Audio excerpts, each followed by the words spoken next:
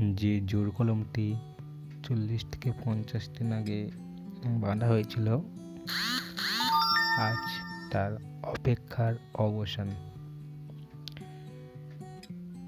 মূলত আঠির আম গাছের সাথে এই কলমের আম গাছের যে জোর দেওয়া হয়, দুদিকে দুটি গাছের বাকল চেঁচে চাঁচা অংশটি এক জায়গায় রেখে প্লাস্টিক টেপ দিয়ে বেঁধে এই কলমটি তৈরি করা হয়েছিল।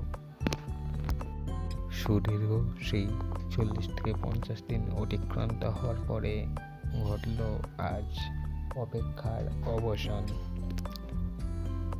আজ অপেক্ষার অবসান ঘটল। মাতৃ গাছের ডালটিকে কেটে আলাদা করে দেওয়া হলো।